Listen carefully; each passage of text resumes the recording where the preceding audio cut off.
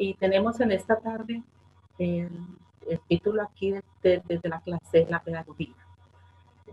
Tienen unos conceptos, ¿cierto? Hay pedagogía infantil y en sí, en general, la pedagogía es una ciencia social enfocada en la investigación y reflexión de las teorías educativas en todas las etapas de la vida. Algunos estudiosos en el área de psicología, como Piaget y Vygotsky, hicieron muchos aportes en esta área. Tenemos a Piaget, que hizo una investigación con sus propios hijos en las etapas del desarrollo. De los 0 a los 2 años, el ser humano se va desarrollando, va teniendo un conocimiento en estas etapas, ¿cierto?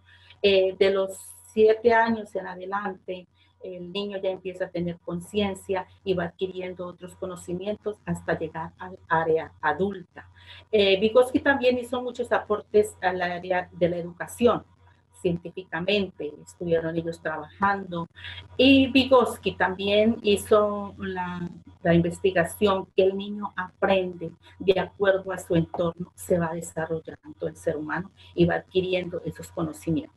El arte de enseñar, yo digo, para enseñar todo tiene que ser un arte, no todo mundo enseña, no todo mundo tiene la gracia para enseñar, para transmitir una comunicación, un mensaje. Y enseñar, dice aquí, comunicar conocimientos, ideas, experiencias, habilidades o hábitos a una persona que no los tiene, ¿cierto? Nosotros desde niños siempre estamos aprendiendo.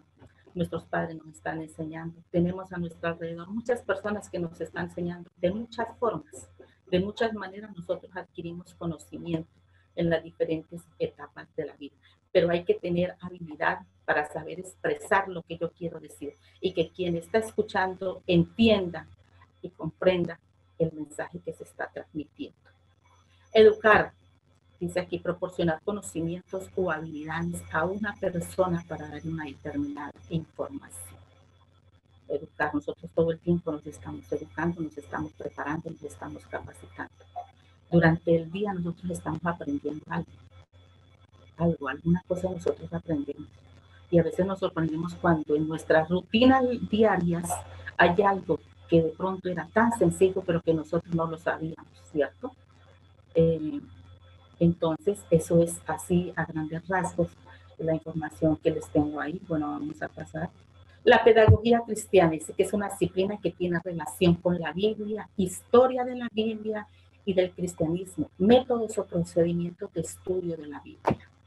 El hecho de que nosotros no estemos en un colegio no quiere decir que no estamos recibiendo conocimientos. Estamos en una clase, estamos recibiendo el conocimiento y cada quien en su área es profesional, ¿cierto? Cada quien en su área es profesional. Y dice aquí que la pedagogía cristiana es una disciplina que tiene relación con la Biblia. Ahí están enfocados los conocimientos. Los pastores tienen mucho conocimiento en esta parte, son profesionales en esta área. Muchos quizás no fueron a una universidad siquiera para recibir conocimientos en teología o en otra área afín, ¿cierto? Pero se han hecho una experiencia durante muchos años de estar dirigiendo una obra. Entonces, ¿qué más tener, digo yo, tener como un cartón, como algo que lo acredita a esa persona en esa área? Y para mí, los pastores tienen un conocimiento muy amplio. Se les pregunta de cualquier versículo de la Biblia, ellos todo lo tienen acá en el cerebro. Hay una diferencia muy grande entre lo que es la religión católica y el cristianismo, ¿no? Usted le pregunta a un sacerdote tal versículo de la Biblia, no lo sabe, o sea, tiene desconocimiento. En cambio, habla uno con un pastor y él tiene conocimiento, le dice, no, eso está en tal libro, en el versículo tal, y le dando a uno toda la información. ¿Qué es educación? Enseñanza cristiana. Para algunos, enseñar es transmitir simplemente conocimientos. El que enseña sabe lo que el alumno no conoce, ¿cierto? Cuando un niño de lo que se llama el preescolar va allí o en la primaria, es porque no tiene un conocimiento y nosotros vamos a que nos enseñen, vamos a que nos eduquen. Y en la medida en que nosotros vamos adquiriendo ese conocimiento, nosotros sabemos transmitir una información, sabemos enseñarle a otra persona para que ese conocimiento que está allí llegue con claridad. Tenemos que muchas veces hacerlo, y no es muchas veces, siempre tenemos que hacerlo con amor para enseñar, para instruir a otros, para que ese conocimiento llegue a ti, porque si nosotros a veces somos rudos, somos toscos en la forma de enseñar, de educar, y eso también lo vemos nosotros dentro de la iglesia, que muchas veces no se sabe enseñar, que muchas veces no se sabe transmitir un mensaje y se cometen errores. Entonces lo importante es que esa persona quede satisfecha con el mensaje que se le está dando a conocer. Aquí también dice que enseñar es dar información de la lección, es decir, transmitir conocimientos buscados en otros libros sin conocer al alumno ni sus necesidades. Nosotros muchas veces no sabemos a quiénes le vamos a transmitir un mensaje, ¿cierto? Por hecho, a veces, muchas veces se entiende que la persona que está frente a uno de pronto sabe escribir, sabe leer. He tenido sorpresas que a la persona que yo le estoy hablando no sabe ni leer ni escribir. Entonces hay que a veces tener mucho cuidado con esos datos por ahí, porque se da por hecho que todo el mundo sabe leer y escribir, pero no todas las veces la persona que está frente a uno sabe leer y escribir. Mira, algunas leyes de la educación en Colombia. Las más conocidas y las que se conocen en el colegio y las que nosotros manejamos con mucha frecuencia. Es la ley 1620 de convivencia escolar. Esta es muy conocida, la maneja mucho bienestar familiar, la maneja mucho los colegios en cuanto dice aquí que es el objeto de promover y fortalecer la convivencia escolar, la formación ciudadana y el ejercicio de los derechos sexuales y reproductivos de los estudiantes y miembros de la comunidad escolar. Por otro lado, busca crear mecanismos que permitan la información de prevención, atención, detección y manejo de las conductas que vayan en contra de la convivencia escolar en las instituciones educativas. Tengo aquí la prevención y mitigación del acoso escolar, la prevención y mitigación del ciberacoso escolar, donde se aplica esta ley. Cuando hay alguna falla, de que, ejemplo, por lo menos aquí en el ejemplo más claro, en la prevención y mitigación del acoso escolar llamado matoneo o bullying, como nosotros le conocemos, ¿cierto?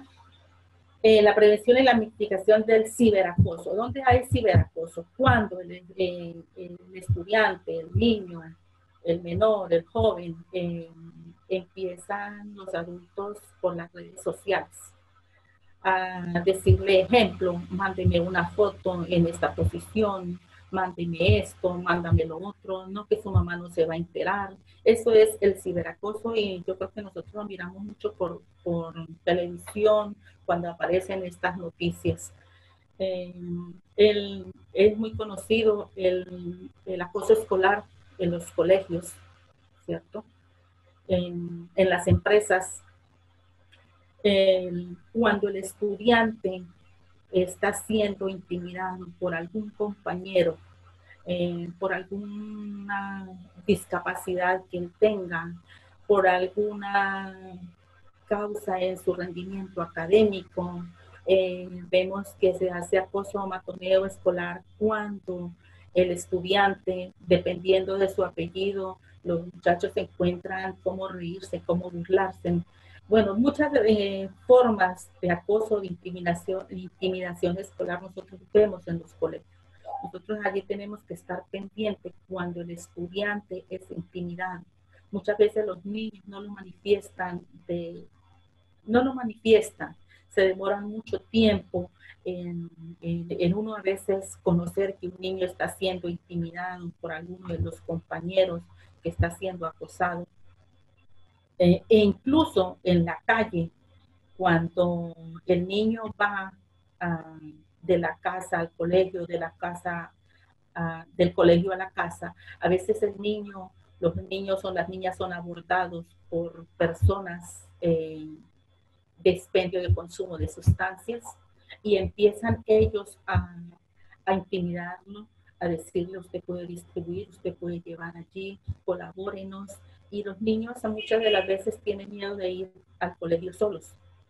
Entonces ahí uno empieza a indagar aquí en el colegio cuando la docente le manda a uno al niño por alguna razón, porque el niño se ha vuelto retraído, porque el niño no está rindiendo, porque el niño que era alegre, participativo, ya no lo está haciendo, ha tenido algunos cambios de comportamiento. Entonces la docente se lo manda a uno, o muchas veces uno pasa por los salones y mirando, le dan la información, o en algunas ocasiones que son muy pocas, donde los niños se acercan a uno a manifestarle los problemas que ellos tienen allí.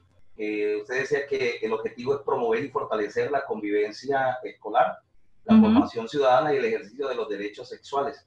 Usted nos hablaba que debíamos identificar por qué los comportamientos de los niños, qué sería lo que estaba pasando, porque es cierto que a veces niños tienen ciertos comportamientos como rebeldes o como se aíslan en un momento, rebeldes, se aíslan. Entonces, uno a veces se pregunta por qué razón lo hace. ¿Qué podría estar pasando un niño que de un momento para otro se está aislando tanto o está entrando en una rebeldía dentro de la misma institución? Ese sería bueno, hay diversos factores, ¿cierto? Es posible que ese cambio de comportamiento, ese cambio de conducta, ese bajo rendimiento académico esté asociado posiblemente a un abuso, ¿cierto? También puede ser que esté asociado a un maltrato. También pues, es posible que esté asociado a un acoso escolar. Entonces ahí es donde nosotros como psicoorientadores entramos a revisar qué es lo que está pasando con el niño. ¿Por qué el niño que era alegre, que era participativo, que era activo, ya no lo es? Entonces, nosotros primeramente allí se hace un abordaje con el niño. Hablamos, se habla personalmente con él, las dos personas. Entonces entramos a mirar la docente, por qué lo remitió, qué fue lo que pasó con él, a que ella nos cuente toda la historia, todo el proceso. Segundo, tercero, nosotros citamos al padre de familia. Personalmente, sin que el niño esté presente en ese momento, nosotros empezamos a indagar con el padre de familia, ¿qué pasó? ¿Qué es lo que está pasando en la casa? ¿Él conoce algo? ¿Él sabe algo? ¿No se ha percatado del cambio de comportamiento del niño? ¿No se ha percatado del rendimiento académico? Empezamos nosotros a indagar. Si el niño nos da pistas, nos cuenta, pues nosotros inmediatamente empezamos a actuar si es un abuso, ¿cierto? Pero si el niño está siendo intimidado por ese abusador, por ese acusador, por ese acosador sexual, muy difícil el niño nos va a dar una información. ¿Por qué? Porque cuando el niño está siendo intimidado, ejemplo, el abusador, ¿cierto? Que por lo general siempre se encuentra en la casa. El niño es intimidado por el abusador y le va a decir, si usted le cuenta, yo lo mato, si usted le cuenta a su mamá, yo la voy a matar, yo me voy a vengar con su hermanito, con su hermanita. Bueno, él empieza a intimidar al niño de muchas formas. Entonces, el niño, como es un niño, entra en miedo, entra en pánico, entra en temor y él no le va a contar a nadie. Entonces, ¿cómo manifiesta el niño? Quizás con llanto, quizás con aislamiento, con tristeza, con decaimiento. Va al colegio, el niño no se concentra porque todo el tiempo el niño está pensando en el problema, en que si el niño, que si en el momento en que él llegue a casa, el abusador va a estar allí, que si la mamá sale, el abusador va a estar allí. Entonces, hay que mirar a ver cuál es la razón por la cual el niño ha tenido ese cambio de comportamiento. Perfecto, doctora Dalia. En ese caso, bueno, no sé si más adelante usted tiene acerca de los adolescentes, no quisiera adelantármele, pero en caso de los adolescentes que también tienen ciertos comportamientos, ¿es prácticamente la misma patología o diagnóstico por abuso realmente o ya por causa de la adolescencia que ellos por la etapa de la adolescencia, que ellos están teniendo comportamientos así? Bueno, quizás, bueno, eso es diverso, ¿no? Depende de que el niño, ese adolescente, cuando era niño, fue abusado, pero nadie se enteró. Eh, Ni siquiera el psicoorientador, ni siquiera la docente, que es la primera que está ahí, los padres no se enteraron. Entonces el joven empieza a manifestar algunos comportamientos. ¿Mm? Un niño que fue abusado se cree, ¿no? Que ese comportamiento, esa conducta, él la va a repetir cuando esté grande. Entonces, a veces los chicos allí en el salón, en el colegio, empiezan a tener unos comportamientos. Eh, y a veces eso es muy incómodo porque a veces ellos no les gusta hablar, no les gusta hablar de sus cosas íntimas, de lo que pasó, porque por lo general son muchachos rebeldes, son muchachos que se encierran en su problema, pero muchas veces ellos manifiestan haciéndole propuestas indecentes a los otros jóvenes. Ejemplo como siempre solía suceder o suele suceder es que los muchachos que han sido abusados de niños empiezan a cogerle, ejemplo, la cola, ¿no? A los otros muchachos. Entonces, ahí es cuando uno, de pronto, el docente se dio cuenta por qué ese joven tiene tal conducta, tal comportamiento. Entonces, él se lo remite al psicoorientador para mirar a ver qué fue lo que pasó. De pronto, ese joven eh, se aísla, es agresivo, es violento, es rebelde, es desobediente. Muchas de las veces es debido a eso. Problemas que tuvieron en la infancia y que no se solucionaron, no sanaron esas heridas y se están manifestando allí.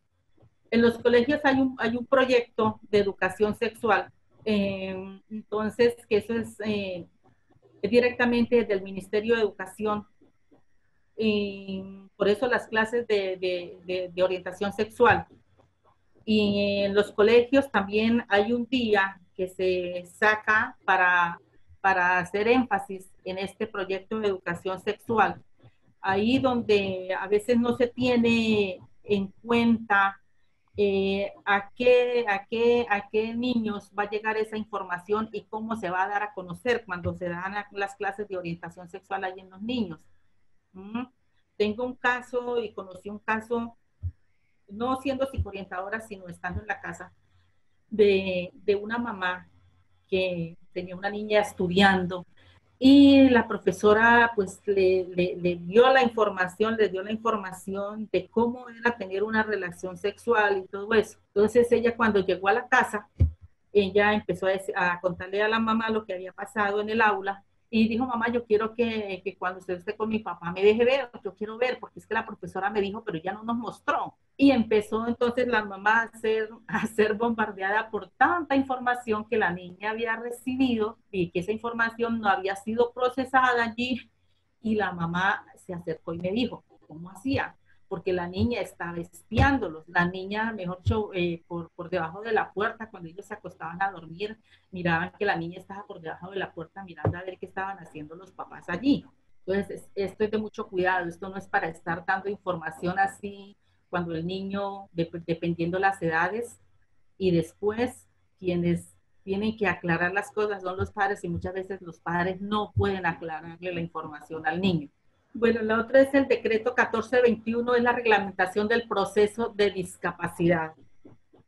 Dice aquí que el objeto es reglamentar la prestación del servicio educativo para la población con discapacidad en el marco de la educación inclusiva en los aspectos de acceso, permanencia y calidad para que los estudiantes puedan transitar por la educación desde preescolar hasta la educación superior. En el colegio, por lo general, ahora se encuentra la psicoorientadora y la profesional de apoyo. Cuando no hay profesional de apoyo, que es la persona que trabaja a los niños con alguna discapacidad, pueda ser cognitiva, pueda ser sensorial, los niños que de pronto tienen algún problema en alguna pierna, en algún brazo, en alguna vista. Entonces lo hace la psicoorientadora mientras se contrata la profesional de apoyo. ¿Qué hace la profesional de apoyo en esta área, en esta parte? Es pasar por los salones o esperar que la profesora que está allí le empiece a remitir los niños con bajo rendimiento académico, los niños que no captan la información rápido, que se demoran, que no entienden. Entonces la profesional de apoyo o la psicoorientadora lleva a estos niños y empieza a hacerles allí, yo por lo general les hacía, si era un niño de preescolar o un niño de primerito, yo le empezaba primero, escríbeme el nombre, para empezar a evaluar cómo está el conocimiento del niño. Escríbeme el número 1, escríbeme los números de 1 a 5, de 1 a 10, hazme sumas del 5 más 2, complétame esta palabra. Y cuando uno ve que el niño no es capaz de sumar 5 más 2, ni de restar, ni de escribir, ni de coger el lápiz. Bueno, si alguno detecta dificultades en el niño, que no escucha, de pronto le está uno hablando y el niño no escucha o que se distrae. Entonces uno dice, bueno, este niño tiene un problema de rendimiento académico. Es posible que el niño tenga un problema cognitivo. Cuando nosotros hablamos de problema cognitivo, es cuando el niño no entiende, no procesa la información allí. Vamos a hablar así a grandes rasgos y hago la comparación, las memorias. Si has visto que hay memorias de 2 gigas, de 5, de 10, de 30, de 50, de 80 gigas y hasta más. Entonces eso mismo pasa casi en nuestro cerebro. Hay niños que solamente tienen una memoria de 5 gigas, otras de 10 gigas, y hasta ahí es la capacidad de la memoria del niño. Entonces para eso se manda, el niño es remitido a un profesional. ¿Para qué? Para que allí le hagan una prueba y el niño, y esa prueba arroje algunos resultados y mirar a ver si el niño tiene un problema cognitivo o el niño es maltratado en la casa porque no, en el momento en que se le está enseñando, y de pronto eso es, o que de pronto la profesora no sabe explicar, o el niño tiene un problema de atención, de concentración y de memoria, y esta es la razón. Cuando el niño tiene un coeficiente bajo, entonces miramos nosotros a ver qué nos dice el examen que se le aplica aquí. Entonces, no, donde dicen que no, o lo mandamos primeramente donde, ay, se me olvidó en este momento, a terapia ocupacional, lo remitimos a terapia ocupacional. ¿Para qué? Para que el terapeuta empiece a evaluarlo. Entonces, ¿qué hace el terapeuta? Empieza a evaluar atención, concentración, memoria. Ejecuta, ¿en cuánto tiempo se demora en ejecutar el ejercicio que el profesional le dijo que desarrollara?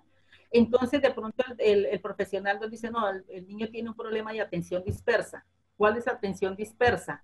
Cuando el niño está en su clase, pero sus oídos, sus ojos, todos sus sentidos están fuera del salón o están dentro del salón, pero menos prestándole atención a la profesora. Él puede estar viendo a la docente y quizás ahí en este momento esté pasando, ¿cierto? Ahí en la sala, que están pensando en la prédica, que están pensando en el almuerzo, que están pensando en la ropa, que están pensando en alguna actividad que tienen que ir a hacer, que se quedó pendiente en el problema, y muchas de las veces nosotros nos perdemos cosas importantes.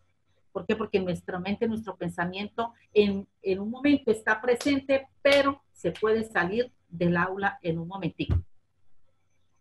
Y para eso es este decreto. ¿Qué hace la profesional de apoyo ahí?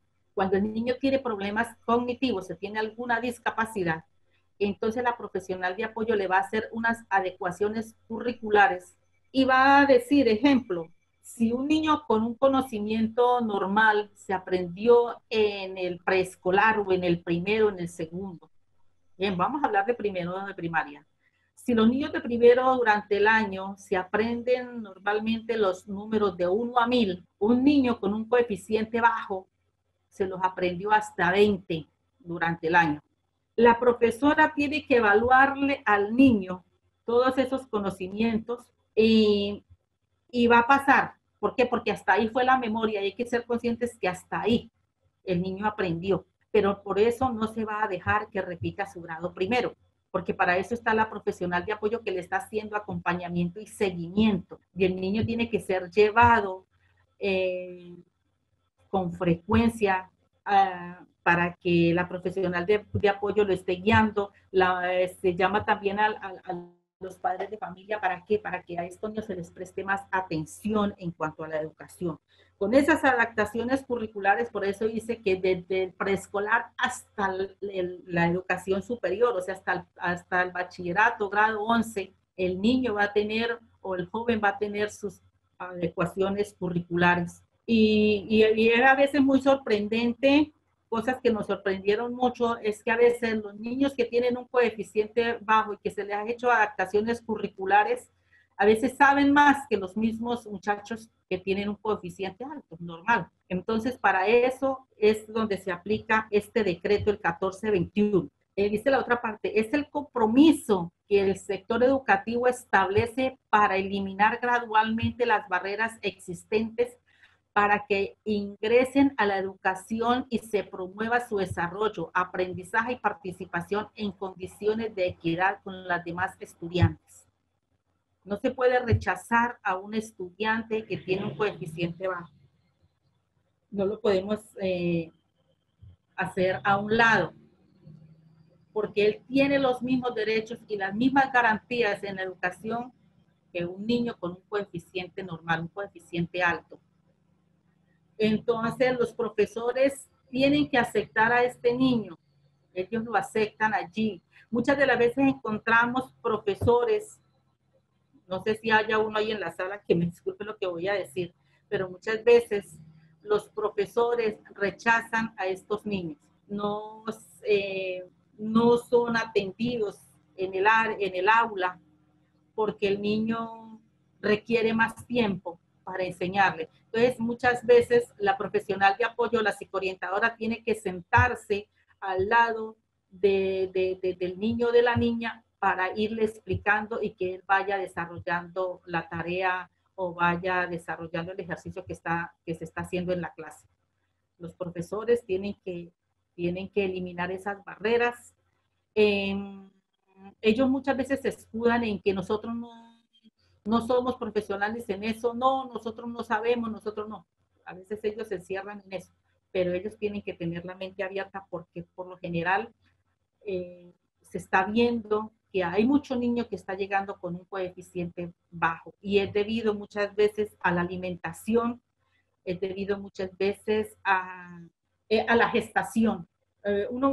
Por lo general, empieza uno a indagar desde el proceso de formación, cómo fue el desarrollo, la gestación, para detectar a un niño. Muchas veces uno ya tiene un conocimiento por la experiencia que en la gestación hubo algún problema, que el niño, la madre no se alimentó, que la madre fue maltratada, que en el momento del parto el niño se demoró para nacer, que el niño nació, ejemplo, moradito, que tuvieron que reanimarlo. Entonces, en ese proceso surge algo en el cerebro. Entonces, ahí uno dice, no, este niño ya debe tener un problema cognitivo, hay que remitirlo para que lo revisen, pronto allí lo mandan al médico y así sucesivamente. Ley 1098 es el Código de Infancia y Adolescencia. Dice que tiene por finalidad garantizar a los niños, niñas y adolescentes su pleno y armonioso desarrollo para que crezcan en el seno de la familia y de la comunidad en un ambiente de felicidad, amor y comprensión. ¿Dónde se aplica esta ley? La Ley de Infancia y Adolescencia, la policía, el bienestar familiar. Cuando sucede algo, por lo menos ejemplo, que hubo una redada el día domingo allí en Arauca o en alguno de los municipios, departamentos, y en un establecimiento público se encontró una cantidad de jóvenes menores de edad que estaban consumiendo alcohol, cualquier otra sustancia, o que estaban en una pandilla. Bueno, entonces viene la policía, coge estos menores de edad y se llama a los padres de familia y se aplica este código. Por lo general es eso, el bienestar familiar cuando los niños son abandonados, cuando hay negligencia por parte de los padres en la crianza, en la educación, porque a veces en la educación los padres son negligentes. ¿De qué forma? Que no les colaboran a los niños, no los apoyan,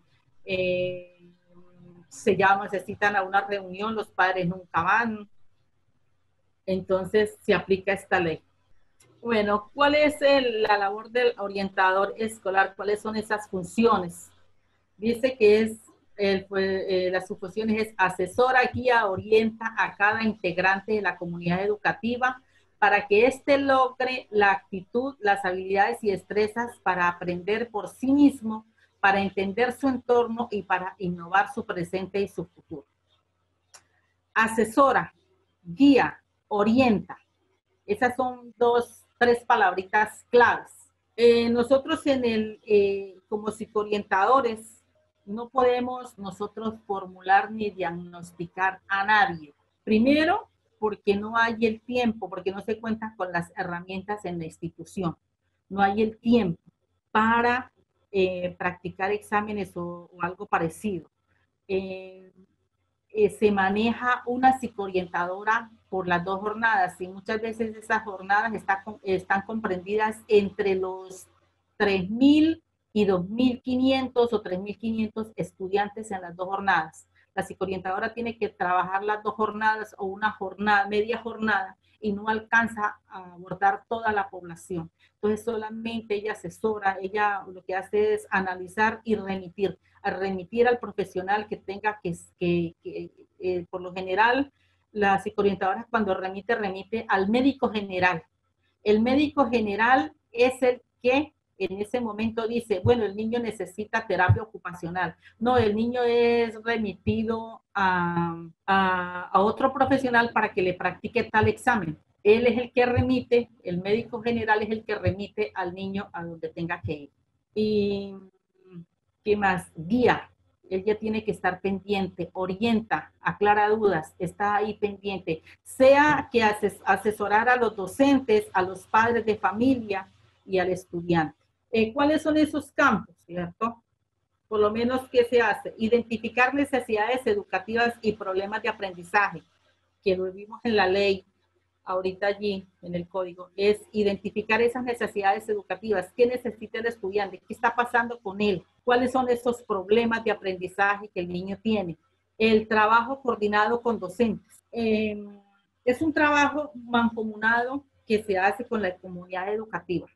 Tuve la experiencia que un colegio donde yo estuve, quizás fue el primer colegio que llegué, no se contaba con el apoyo del rector, muy apático al trabajo que se estaba haciendo allí. Los docentes muchas veces se sienten, no sé si perseguidos o sienten rechazo, apatía por uno, porque lo que uno va a hacer es allí es ayudarles, colaborarles, pero muchas de las veces ellos no se sienten bien con uno haciendo esa labor. No les gusta a veces que uno entra al salón a interrumpir la clase, pero tiene uno que hacerlo para ir a buscar el estudiante, para ir a preguntarle a la profesora qué pasó con tal niño que se acercó y me contó esto, me dijo esto, qué pasa con él.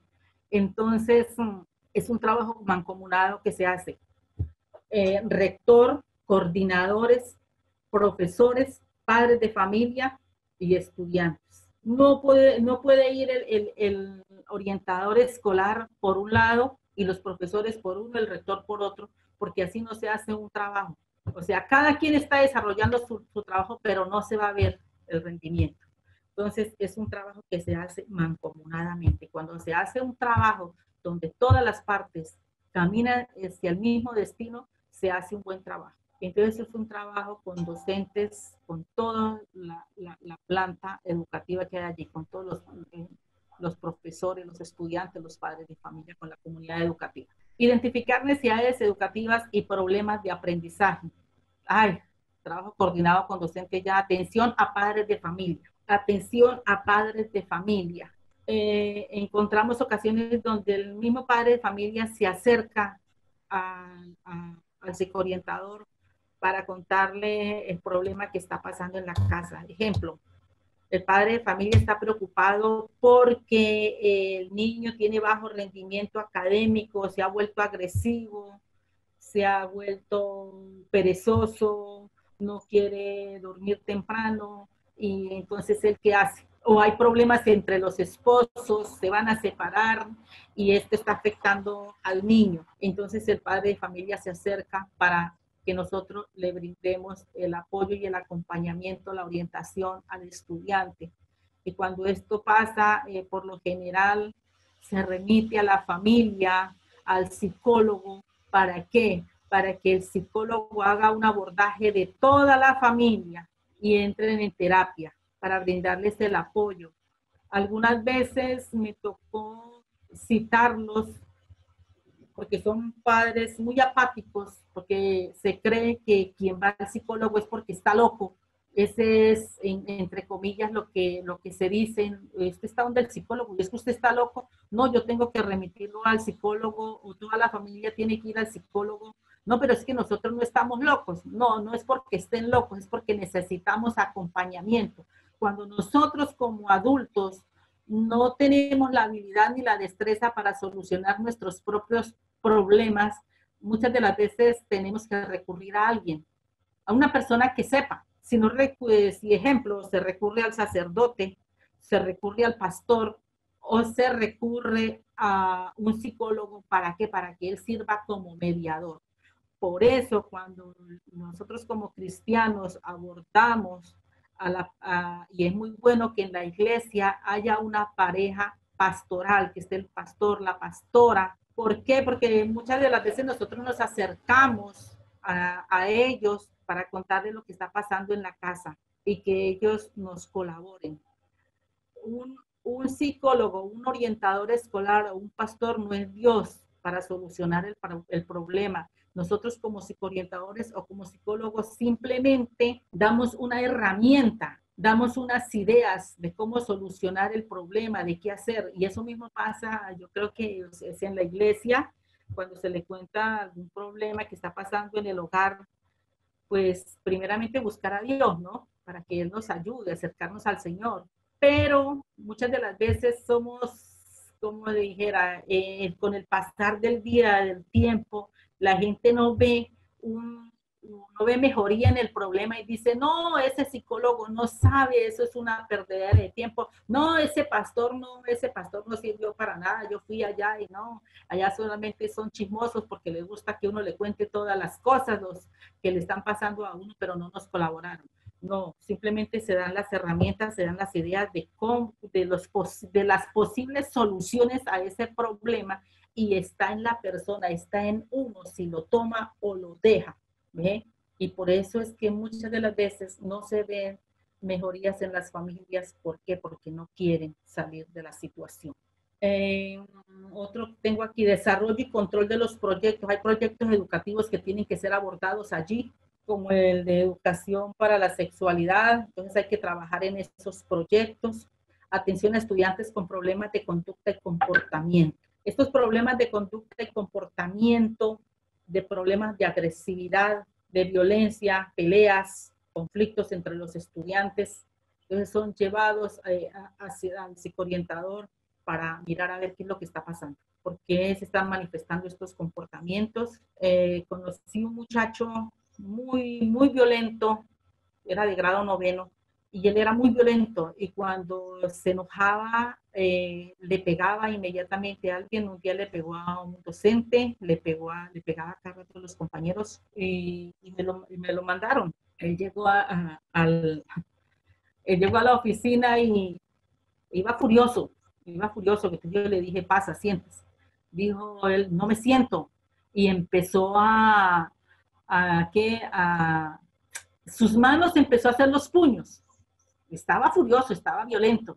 Entonces, yo dije, este chino está endemoniado, este muchacho está endemoniado. Y una vez yo dije, bueno, mijo, quizás allá no le subieron la voz, pero mi hija el favor y se me sienta y ya, y se me controla, se me está ahí. no me vienes a intimidar con esos puños. Entonces el muchacho lo pensó y se sentó. Yo le dije, se controla, se controla. Se sienta ahí y se controla. Y el muchacho empezó a controlarse. Yo le dije, ¿por qué esa agresividad? ¿Por qué esa ira? Dijo, es que me molestan. Le dije, no, se tiene que controlarse, porque si no se controla, esas emociones, esa furia, lo ha llevado a que se meta en problemas y está a punto de ser expulsado del colegio. Entonces, uno tiene que lidiar con todos estos comportamientos. Desarrollar charlas y talleres de padres. El orientador está para desarrollar esas charlas con todos los estudiantes, con todos los padres de familia. Visita los salones, asiste a reuniones con el consejo académico. Tenemos que pasar por los salones para mirar los estudiantes. A veces la profesora está dictando su clase y hay un problema ahí, o lo llama la profesora, el docente, que le haga un acompañamiento, alguna observación para los estudiantes. Reuniones al consejo académico, cuando se están haciendo entrega de informes para evaluar las notas, para, de acuerdo a las remisiones que se han hecho con el psicoorientador y con el profesional de apoyo, que si han asistido a las reuniones, si está siendo llevado al psicólogo, si está yendo, si está, el muchacho lo están llevando a algún profesional. Entonces todo eso se evalúa en el momento. Y, ejemplo, un niño que está siendo llevado a terapia ocupacional, entonces, ¿qué dice uno? No, ese niño está siendo llevado a terapia ocupacional, está asistiendo a los refuerzos, se le está haciendo acompañamiento, o no está siendo llevado a terapia ocupacional, no ha venido a los refuerzos académicos. Entonces la nota pues es la que el profesor dice, no la que uno quiere, que de pronto se tenga misericordia con él en el momento de ir a darle la nota. Atiende visita, invitaciones de Secretaría de Salud municipal y departamental. Somos citados, o se he citado prácticamente mensualmente o mes y medio a reuniones para dar información, cómo nos está yendo, qué está pasando, problemas que hay de consumo de sustancias en el área, que se han remitido tantos muchachos por consumo de sustancias psicoactivas, o se remitieron tantos niños, tantas niñas con ideación suicida, o que tantos o tantas niñas estaban embarazadas y fueron remitidas, que hubo un tiempo en que en el colegio donde yo estaba, muchas niñas sobre todo se estaban ¿qué? Agrediendo, o sea, se cortaban, y ese comportamiento se llama cutting. Entonces, de acuerdo a todo eso, cuando ahí se disparan esas noticias, entonces hay reunión, se cita reunión, y tenemos nosotros que llegar allí. El orientador hace parte de la red del buen trato, escuelas saludables, comités de prevención, niño maltratado, desplazado, consumo de sustancias y abuso sexual. Entonces, de acuerdo a lo que yo les dije, de acuerdo a todas esas estadísticas, somos citados para mirar a ver qué es lo que está pasando. Porque tanto niño desplazado, de pronto es que en ese colegio había cupo, o de pronto en el área, de pronto en la comuna donde esos niños viven son estratos bajos. Entonces todo eso se entra a revisar a ver qué es lo que está pasando allí. Dice la siguiente: programa, charlas y talleres de orientación vocacional en los grados 9º, 10º y 11º. Se dictan las charlas, se llevan las diferentes universidades cuando están en el departamento, en el municipio, las que tienen. Entonces, ¿para qué? Para que les den charlas a los muchachos, les lleven folletos, les den la información, se les hacen algunos textos. ¿Para qué? Para mirar a ver el estudiante por qué lado se enfoca, de pronto quiere ser periodista de acuerdo a las habilidades, quiere ser médico. Bueno, tantas cosas que a veces arroja un examen, pero por lo general ya los muchachos tienen el conocimiento, las charlas le aclaran algunas dudas y ellos saben por dónde enfocarse. Asesora, orienta a los estudiantes en solución de problemas personales, familiares, académicos y disciplinarios. Asesoramos, orientamos a los muchachos en la resolución de conflictos, sea en la familia o sea con los compañeros, sea con los docentes. Eso es a grandes rasgos lo que traía para la clase. Ese fue el trabajo que la experiencia, el trabajo que se hizo. Y no sé, ahora sí, las preguntas. Usted estaba hablando del tema y de hecho el pastor Hugo hizo la pregunta sobre los adolescentes, Sí. el cambio en su comportamiento, ¿verdad?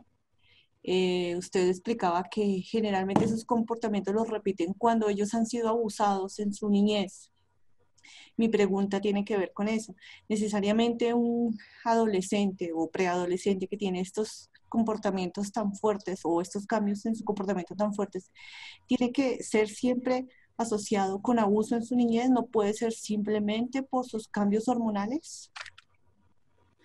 O sea, hay muchos factores, ¿cierto? Uh-huh. Yo di el ejemplo que de pronto podía ser un abuso, pero obviamente cuando uno va a indagar, son muchos los factores por los cuales un muchacho tiene esos cambios de comportamiento, ¿cierto? Puede ser agresivo, o sea, vamos a hablar de la agresividad por lo general, que son casos muy comunes que le llegan a uno, la agresividad en los estudiantes. ¿Por qué un estudiante es tan agresivo? ¿Mm? ¿Por qué? Porque desde niño es lo que ha visto en casa, ¿cierto? Entonces, si en la casa sus padres son agresivos, esta conducta tiende a repetirse. Entonces, es posible que el niño esté manifestando esa agresividad porque hay problemas en casa, porque lo ha vivido, porque ve cómo sus padres se agreden física, psicológica, verbalmente allí. Entonces, el niño va al aula y manifiesta esos comportamientos. ¿Cómo es posible que no? Que el niño sea agresivo porque está siendo acosado, intimidado. Hablamos del bullying, del acoso escolar. Entonces es posible que el niño esté manifestando esto. ¿Por qué otra cosa podría hacer? Porque está siendo acosado por personas que venden sustancias en la calle y quiere que el niño vaya a venderlas en el colegio. Entonces el niño no sabe cómo manifestar estos y manifiesta esos comportamientos así. O porque en el área donde él vive hay violencia. Y entonces el niño las manifiesta. Pero son muchos los factores. Por eso nosotros indagamos. Primero con el estudiante. Segundo, el profesor que nos da valiosa información. Tercero, el padre de familia. Y si hay más involucrados, pues todos tienen que ir. Por lo menos yo citaba a los que yo pudiera. ¿Para qué? Porque de esa forma, a veces los estudiantes no le dan a uno mucha información y de esa forma yo puedo colaborarle a esa persona. A veces tienen que ir los dos padres de familia porque muchas de las veces son los dos padres de familia. Entonces tengo que citarlos. Por eso la importancia de remitir la familia. Yo remití a la familia a terapia. ¿Para qué? Para que en la familia haya una aparente mejoría, se logren solucionar los problemas. Y si la persona es cristiana, pues obviamente la iglesia. Bueno, yo creo que voy a lanzar una mientras esta puede inspirarlos un poco.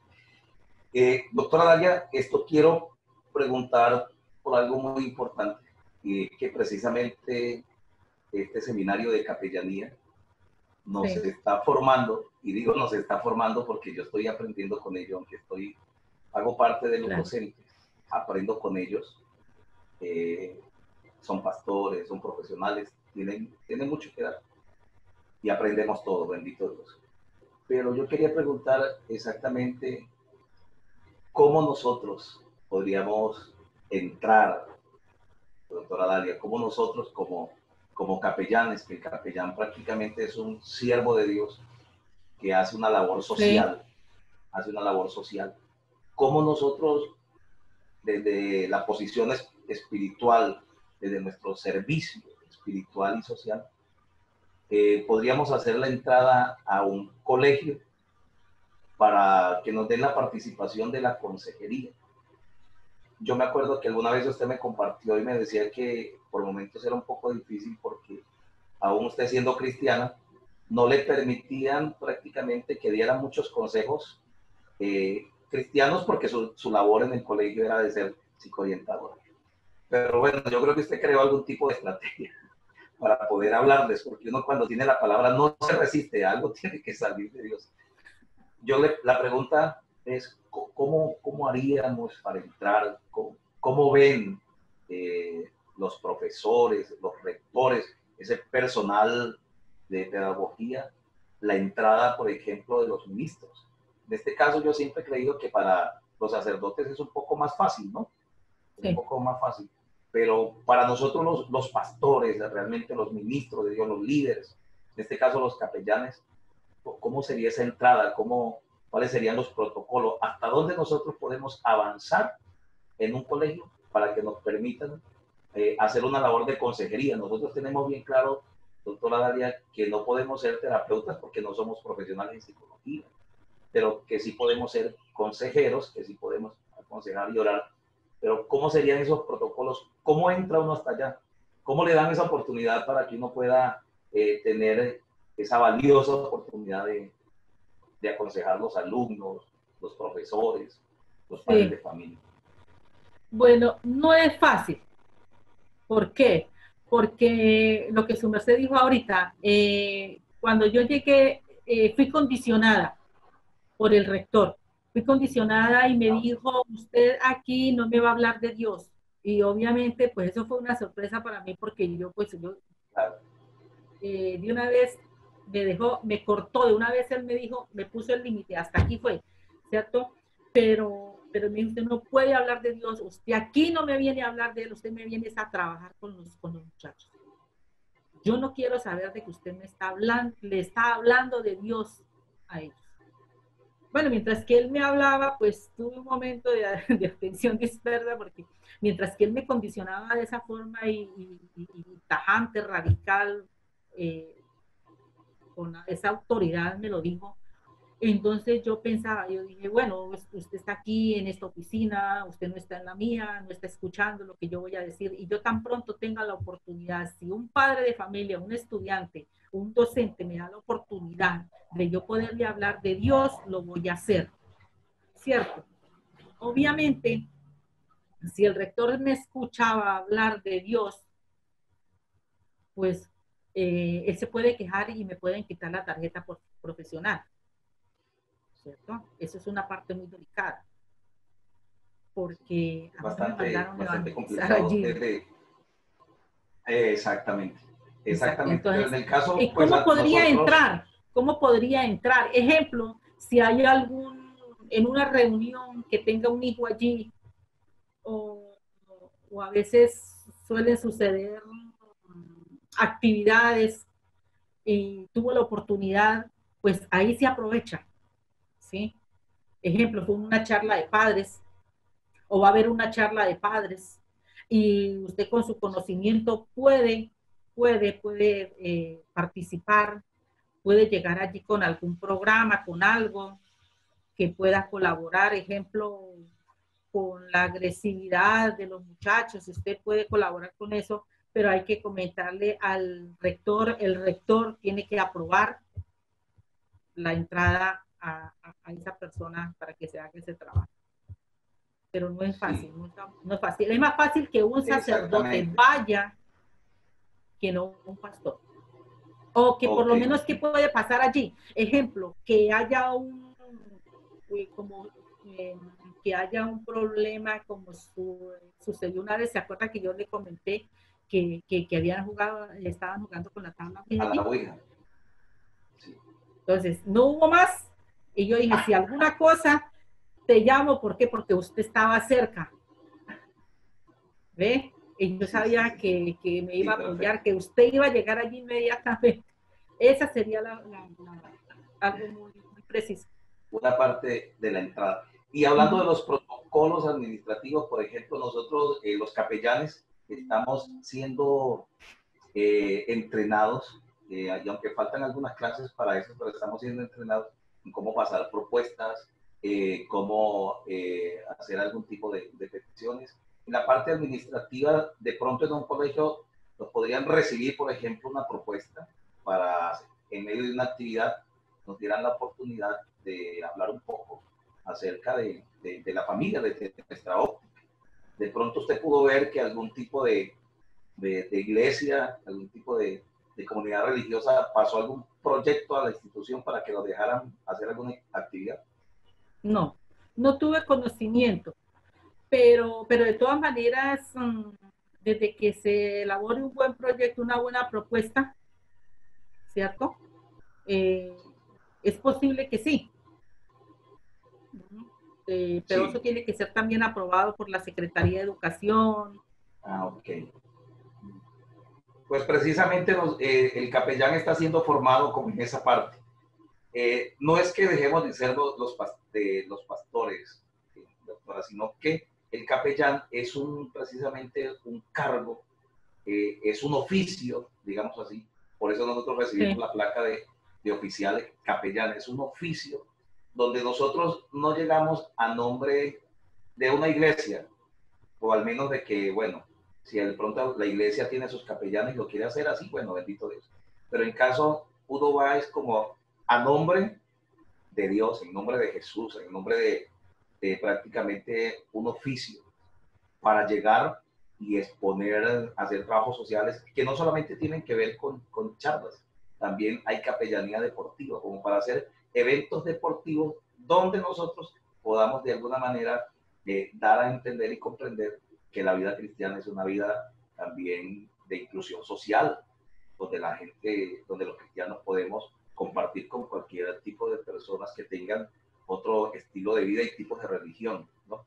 Entonces, precisamente esta charla nos sirve es por eso, porque estos capellanes están siendo integrales, personas como con argumentos para poder defenderse en cualquier tipo de territorio del contexto social. Bueno, doctor, a mí me quedó claro esa parte. No sé si alguien más tiene algún tipo de preguntas de los pastores. Tengo una pregunta, pastor. Pastor Alirio Hernández. A ver, profesional, yo le hago una pregunta. Yo sé que pues usted tal vez tuvo esa experiencia amarga de que no le permitieran hablar de Dios y pues verdaderamente es como cuando uno le dicen, Alirio, no, usted no puede tomar café. Yo creo que realmente nos ponen una soga en el cuello, pero yo le quiero hacer una pregunta muy sencilla. Sí. En esos momentos, en esos espacios que de pronto, bueno, Dios le permitió, o también el salón o la clase le permitió, ¿cómo sintió usted, bueno, aquellos acercamientos hacia los alumnos, hacia los niños, cuando usted les quiso hablar de Dios? ¿Cómo los vio a ellos? ¿Cómo recibieron ellos ese mensaje? ¿Qué sintieron ellos cuando usted les quiso hablar de Dios? ¿La rechazaron o pusieron atención? ¿Cómo fue esa reacción? Porque yo sé que el rector le pudo haber dicho que no podía hablar de Dios. Inclusive yo tuve una experiencia hace 24 años, cuando eso no era cristiano, pero ya había sido tal vez puesto en el plan de Dios. Y entonces, en una oportunidad en el ejército, yo tuve que dar una conferencia como a 800 hombres, no más. Y bueno, no fue para mí fácil, pues, hacer una conferencia que por primera vez la hacía, pero yo pude ver que en toda esa cantidad de hombres, ya fuera de rango medio, rango alto, de toda esa cantidad de hombres, inclusive civiles, las esposas de los civiles y bueno, los niños, toda esa gente estaba ahí, pues yo creo que arriscábamos a ver algunos 1000.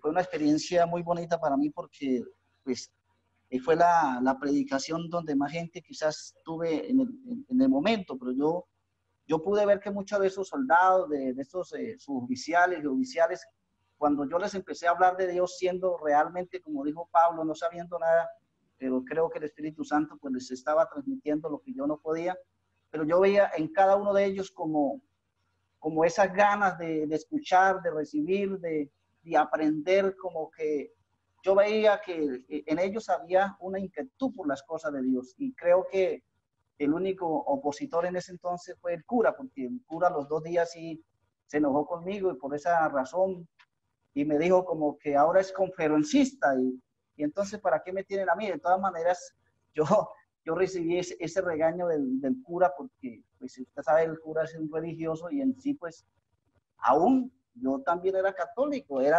inclusive era el catequista de ese entonces allá en esa guarnición militar, pero al cura no le gustó nada que yo hablara de Dios porque me dijo que le estaba quitando a él el oficio, pero realmente ese día yo no hablé de las cosas religiosas, yo hablé precisamente de lo que era nuestro Señor Jesucristo, lo que significaba para mí y para todo aquel que creyera. Yo creo que aquel día empezó a mostrarse en mi vida un camino que Dios tenía preparado y por eso quería compartirle esto a usted porque seguramente usted nos quiere compartir qué experiencia obtuvo usted cuando realmente fue escuchada o le recibieron o le rechazaron. Gracias, doctora, por favor. Bueno, gracias. Sí, bueno, hay una diferencia que usted estaba con adultos, ¿cierto? Cuando uno trabaja con adultos, los adultos son más receptivos a recibir esa información. Cuando uno trabaja con jóvenes, también hay una diferencia. Cuando trabaja con niños también. Pero yo estaba cuando tenía esa oportunidad, tan pronto me daban la oportunidad de hablar de Dios, yo inmediatamente llegaba. ¿Cierto? Gloria a Dios. Si era el niño, yo le decía, bueno, dependiendo de la situación que estuviera pasando, le decía, mira, ven acá, sentémonos aquí, vamos a pedirle a Dios, ¿usted cree en Dios? Le decía, sí, listo, vamos a hacer esta oración. Si era porque en ese momento el padre de familia venía al colegio porque el niño tenía un problema, entonces para mitigar esa angustia, esa preocupación, esa ansiedad que el niño estaba pasando, entonces yo le decía, vamos a orar, vamos a hacer esto, venga rápido, ven acá.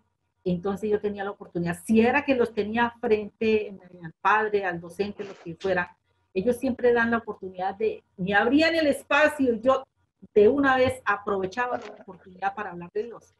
Bendito sea Dios. Pero si ellos a mí no me daban la oportunidad, no podía tocarles el tema. Yo decía, bueno, puede ser que ahorita no pude hablar, pero habrá una segunda oportunidad y efectivamente, dependiendo de la situación, yo inmediatamente hablaba de Dios.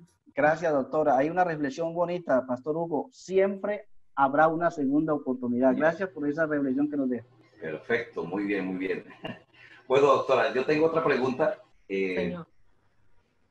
Hablamos de los chicos, digamos así, de la primera infancia, de la adolescencia. Y hablemos un poquito acerca de la adultez de los chicos, que bueno, comienza desde los 18 en adelante, ¿cierto? Ya en la universidad, por ejemplo, lo que yo puedo como captar un poco de cómo nosotros podríamos ser agentes, nos podamos involucrar allí y ayudar, es conociendo los tipos de presiones que tienen los jóvenes frente a las responsabilidades académicas. Y pues quería que nos hablara un poquito, doctora Dalia, ¿cómo son esas presiones? Claro, hablando también del bachillerato, ¿no? Como de los tres espacios, los tres campos de educación, la primaria, la secundaria y la educación superior. ¿Cómo ayudarlos a ellos en el caso de que sientan tanta presión? Porque yo le decía a usted esta mañana, doctora, para un joven que está en primero bachillerato, cuando ve que un niño está preocupado por hacer los números del 1 al 5, al joven de primero bachillerato le parece eso, no, pero eso es súper fácil. Pero para la edad del niño de 5 años, pues hay una presión académica, quizás por eso. Cuando usted hablaba del aprendizaje, que no todos tienen esa capacidad de aprendizaje, ¿cómo les puede uno ayudar en la parte de la consejería? Porque ya usted nos dijo que puede ser remitido a la terapia ocupacional, pero en este caso de la consejería, que es inmediata, que es como los primeros auxilios psicológicos, ¿qué le podría uno aconsejar? ¿O qué aconsejaba usted, digamos, en ese momento, cuando tenían esa presión psicológica pues por la responsabilidad académica, por la carga académica. Bueno, si es una persona, ¿cómo le dijeron? Si es un universitario, dependiendo de la situación de un joven que está en el bachillerato, si esa persona abre su corazón, o sea, uno a veces habla con los chicos y los chicos no están dispuestos a que les hablen de Dios. ¿Por qué? Porque en medio de su rebeldía, en medio de sus problemas, ellos no creen en Él. Son muy apáticos. Entonces, a veces uno se encuentra con esa sorpresa, ¿cierto? De que no puede hablarle de Dios porque el chico no lo permite. ¿No? Como es posible que sí lo permita. Entonces uno obviamente le llega, lo aconseja, le dice, y son chicos a veces en medio de su rebeldía son dóciles cuando uno les sabe llegar con paciencia, con amor, con comprensión, porque a veces hay que comprenderlos a ellos. A veces a uno como psicoorientador lo miran como algo peligroso, ¿cierto? Y no tienen esa confianza para contarle a uno, a resolver sus problemas. Yo recuerdo una vez que un chico, varias veces, chicos que tenían problemas con consumo de sustancias o problemas que fueron graves, que le tocó que llamar al papá para que se enterara. Por ética, yo sé que no tengo que revelarlo, ¿cierto? Pero estaba haciendo un trabajo y tocaba revelar qué era lo que pasaba con el chico, entonces los padres no sabían y me dijo, ¿cómo así, profe? Que yo le cuento mi problema y usted en vez de ayudarme, usted me está condenando con mis padres no saben. Yo le dije, a ver, relájese, sentémonos, venga, sentémonos con tranquilidad. Le dije, yo te estoy ayudando, usted tiene un problema y te estoy ayudando. Lo que pasa es que usted no me está entendiendo cómo es que es mi ayuda. ¿Usted quiere salir de ahí o usted se quiere quedar ahí? Le dije, y llamo a sus, o sea, trabajo allí, se tocaba con rector y todo, rectora. Entonces le dije, para eso estoy, para aconsejar a sus padres y decirle ahora en adelante, ¿cómo es que va a ser el trabajo, el acompañamiento con usted? No tenga miedo, no tenga temor. Estoy para acompañarlo y para... ahí es donde uno debe tener esa habilidad para tranquilizar al muchacho y que el muchacho diga, listo, me están brindando la ayuda, ¿cierto? Y eso era lo que yo trataba de hacer, que el muchacho se tranquilizara y que no me viera como de pronto el policía que lo iba a condenar, sino alguien que iba a estar para ayudarlo, para apoyarlo y para mediar la situación con los padres. En el momento en que se enteraran de la situación, pues obviamente no se va a permitir violencia ni agresividad contra él, porque él se le está ayudando. Y esa sería como la situación, ¿no? ¿Clara sobre la pregunta? Sí. O... Sí, claro. Otro, un poquito más, voy a preguntar un poquito más. Bueno, sí. Esto, como lo estamos viendo, es un reto grande para nosotros los capellanes, ministros de Dios, los líderes, las personas que sentimos pasión por las almas. Porque realmente es pasión por las almas lo que nos impulsa a argumentarnos, imagínate, argumentarnos socialmente, sí, de todos aquellas experiencias provechosas y de todos esos significados provechosos para nosotros poder llegar, en otras palabras, como agentes hasta sociales y poder hablar de Cristo. Pues la cuestión que yo veo es que es un reto grande. Yo tuve la oportunidad, doctor, en un momento de ser invitado, porque también esa es otra opción. Hay rectores temerosos de Dios, hay rectores que les gusta, hay rectores sí, que son, aunque son católicos, hay gente que dice, no, pues si nos viene a dar algo de la palabra, si vienen a orar por nosotros, pues, ¿qué de malo tiene? ¿Cierto? Entonces, sí, la pregunta en un momento que yo quiero hacer es la siguiente. Ejemplo, yo como capellán llego a un lugar donde, bueno, la mayoría de la fe está entrecruzada, diferentes personas de fe confesional. ¿Cómo yo podría hacer una muy buena entrada, doctora? ¿Cómo yo podría hacer una muy buena entrada para hablar de Dios? ¿Cómo yo podría hacer una muy buena entrada para hablar de Dios? pongo dos puntos importantes. ¿Entro por la parte social o entro presentándome de una vez como aquella persona que viene a hablar de Cristo? ¿Cómo cree usted que sería mejor de entrada? Yo creo que por la parte social. Puede haber Por la parte social. empatía por esa parte, porque si usted va directamente a decir, ejemplo, vengo a darle una charla a los muchachos, o quiero que me den permiso para darle una charla de la Biblia, de tal tema, a los muchachos de tal grado, pues sí, pero ahí está el profesor, sí. Más si el profesor del área de religión es católico. Ah, ok. También hay un choque. Entonces, exactamente, va a haber mucha presión. ¿Por qué? Tengo un... Eso fue allá donde estudiaban sus niños. A ver, la profesora de religión siempre, a los niños que eran cristianos, de padres cristianos, les daba muy duro. Les hacía perder el área de religión. Los castigaba, los trataba muy mal. Tal sería la cuestión tan difícil que una niña, siendo la hija de un pastor, siempre le quedaba mal la tarea, no se la valoraba. En cambio, los niños que llevaban la tarea y que eran católicos, pues tenían más opciones que ella. Y esa niña siempre me llegaba llorando. Y me decía, yo sé, yo les digo, pero la profesora no me quiere entenderme. La profesora me dice, quite de ahí. Entonces es muy difícil. Por el lado social sí es posible llegar, o sea, hay más facilidad que así llegando directamente. Okay. Perfecto. Pero eso también depende del rector. Sí, hablábamos de que hay rectores que son temerosos de Dios, ¿no? Hay rectores que tienen mucha capacidad de inclusión en la fe. Bueno, sí. Doctora, esas son todas mis preguntas. No sé si alguien más tiene una pregunta. Veo a Liz como con ganas de hablar. Sí, señor. Bueno, no sé si esta pregunta va directamente para la doctora o quizá usted, pastor, me pueda responder. Caramba.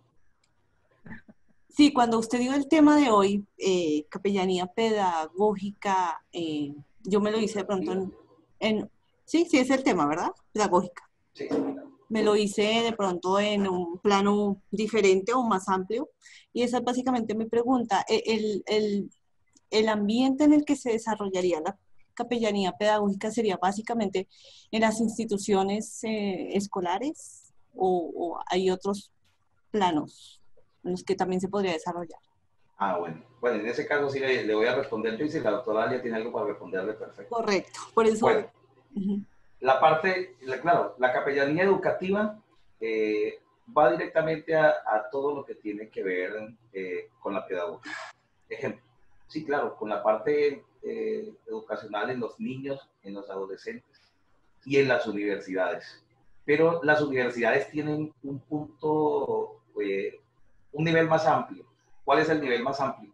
La universidad siempre nos va a recibir como propuesta de conferencias, charlas, sí, o sea, cosas que tienen un peso bastante amplio.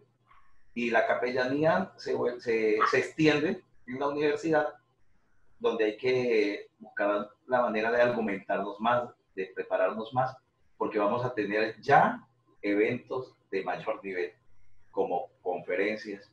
Y el universitario tiene algo. El universitario es un muchacho que, como está siendo motivado a la investigación, como está siendo motivado a la parte social, es muy buen opositor. Es muy buen opositor. Entonces, ¿qué pasa? Frente a los universitarios, uno siempre va a tener algo muy, muy preciso. Y es que podemos ser muy atacados, muy atacados.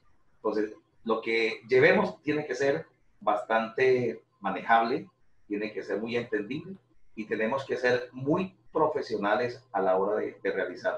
Tenemos que subir el nivel a hacer conferencistas, a hacer seminarios, a hacer charlas, ¿sí? A hacer diseños organizacionales de eventos que tengan bastante peso, donde yo diría que deberíamos tener apoyos tanto del personal de sociología como del personal psicológico para tener como buena argumentación en caso de que algo se me salga a mí de las manos.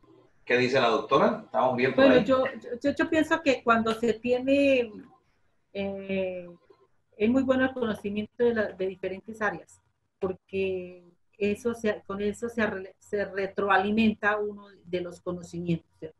Hay que ser muy receptivos a recibir información, porque de pronto uno dice, no, solamente los pastores, no solamente los psicólogos, no, eso solamente para docentes, no. Por eso cuando se vuelven varias disciplinas que están ahí, me parece muy bien porque el conocimiento es más amplio. Perfecto. Y bien lo que estamos buscando con el entrenamiento o la formación, se dice entrenamiento para nosotros los cristianos valederos, la palabra entrenamiento, instrucción, porque somos soldados de Cristo, ¿no? En el buen sentido de la palabra entrenamiento, formación, en educación cristiana también. Es muy importante porque nos vamos a encontrar con personas que tienen argumentos muy claves como para dañar, hablándolo así claramente porque estamos en confianza, estamos en familia, para dañar el evento. Por eso cuando vimos el capellán y la oratoria, ¿se acuerdan? De lo importante que tiene que ser para uno tomar el control de la reunión, ser empático, tratar de llegar, pero también en un momento tener la oportunidad de decirle a una persona, si no estás participando de una manera sana, vamos a tener que pedirte el favor, por favor, que te retires, porque así no podemos seguir, vamos a tener que parar el evento. Para una persona, y yo pregunto, ¿y si es un grupo de 20? Que se colocaron de acuerdo. Es un batallón. Pero, exactamente, pero gloria a Dios que nosotros no debemos temer por eso. Lo que digo es que tenemos que estar muy bien preparados, sí, muy bien preparados. Por ejemplo, hay otros cursos muy importantes que debe hacer también un capellán, que es la parte de la primera infancia, por ejemplo. Eso es muy importante que el capellán se entrene en primera infancia. Es muy importante que el capellán, porque eso le va a dar oportunidad a que pueda entrar, ser inclusivo, para tratar temas importantes dentro de los niños. O sea que esta formación debe continuar, cuando terminemos aquí en el instituto, yo pienso que debemos continuar aprovechando muchos alimentos. Buenas tardes, pastor, para todos. Buenas tardes. Buenas tardes. La doctora, la pregunta para usted. Hablábamos ahora rato, usted estaba hablando de los comportamientos. Tengo un caso de un niño, un conocido. Un poquito más fuerte que no te escucho. Ya. Sí, ahora rato usted cuando empezó la clase estaba hablando de comportamientos. Sí. Tengo un niño, un conocido, que tiene unos comportamientos muy particulares. Le empiezo contando, los padres están separados, la mamá está fuera del país, lo ha dejado en diferentes lugares con familiares. El niño es distraído en el colegio, en la casa, no comparte, es muy distante, le tiene miedo a la calle, no le gustan los abrazos, le teme a los abrazos, no es afectivo, le gusta la soledad y aparte de eso tiene una manera muy particular de llamar la atención. Ejemplo, echando el celular en un tarro con agua para ver si balsea. Entonces mi pregunta es, y aparte de eso, la persona que ahorita lo cuida es cristiana y pues lo lleva a la iglesia y pues un poco mejor, pero no le tiene mucha confianza con las niñas. Mi pregunta es, ¿cómo se le puede ayudar a este niño? Bueno, pregunto, ¿está estudiando? Sí. ¿Qué grado está? Sí, señora. ¿En qué grado? Creo que tiene 9 años. Ay, la verdad no me acuerdo muy bien en qué grado está, doctora. Debe estar por en ahí momento no me acuerdo. en Pero cuarto, quinto de primaria. Tiene 9. Sí, más o menos por ahí, cuarto, quinto de primaria debe Sí, estar. más o menos, sí. Bueno, allí hay psicoorientador. Sí. ¿Sí hay? En el colegio que está, Sí. pues no sé porque él es un conocido. Yo me imagino que sí. Ya. Ya. Es un conocido. Si está en un colegio donde hay psicoorientador, ¿cierto? Esa persona que tiene a cargo el niño puede ir y charlar con el psicoorientador, comentarle la situación del niño y de esa forma el psicoorientador lo mandaría con el psicólogo. ¿Para qué? Para que se haga un trabajo con él, un abordaje con él. Pero veo muchas situaciones y es obviamente que el niño está pasando por momentos muy difíciles. Una familia disfuncional, donde los padres están, no solamente están separados físicamente, ¿cierto? Pues cuando el padre o la madre está en el mismo departamento, en el mismo municipio, en la misma región, pues tiene la esperanza de estarlos viendo con frecuencia, de estar hablando con ellos, pero cuando se está muy lejos, obviamente, pues hay muchas dificultades. Él no quiere hablar con ellos. Es un niño poco afectivo.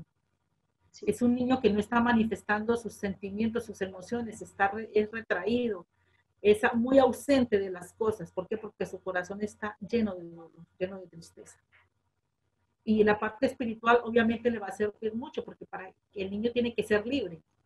Y si lo están llevando a la iglesia, perfectamente, eso es fantástico.